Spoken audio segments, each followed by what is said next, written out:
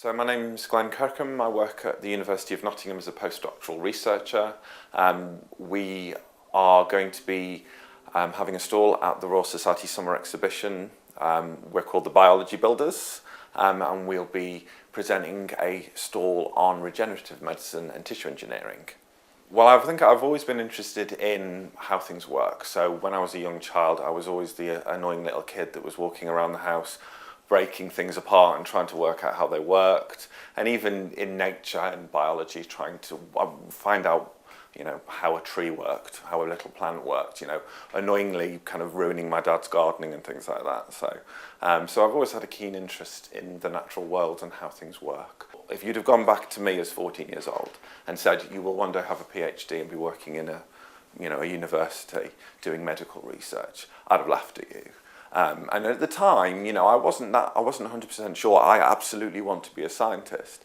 I think there's this view that when you're 13 or 14 years old, you absolutely need to know what you're going to do and work towards it. And if you do, that's great. But, I think it's about picking something that you're interested in. And I was always interested in science, but I was put off it by my school experience. But, kind of getting in touch with that again and taking that forward into more of a university career, I really enjoyed and I found really valuable. I'm probably slightly geeky in my interests, I have to admit. I mean, we've got people who are into snowboarding and do Ironman competitions. Not so much myself, but I like to read. I can sometimes just stay at home and play computer games.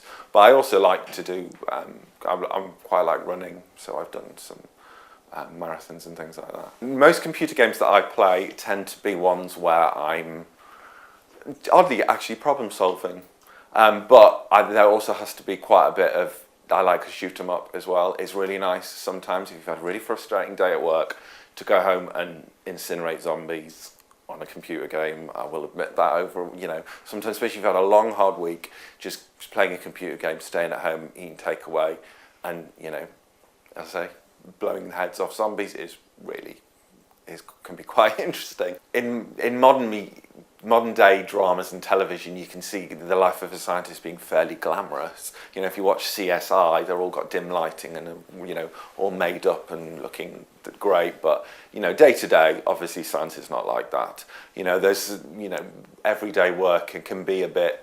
It can be slightly monotonous. I'm not going to deny that. Science is very repetitive in its nature, but there's also a lot of enjoyable experiences.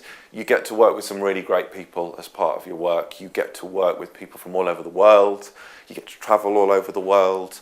And the work that you do does have some really enjoyable moments. There are that every day just staring down a microscope, but just knowing that you're kind of exploring the unknown with everything that you do every day is it's quite exciting when you step back and look at it.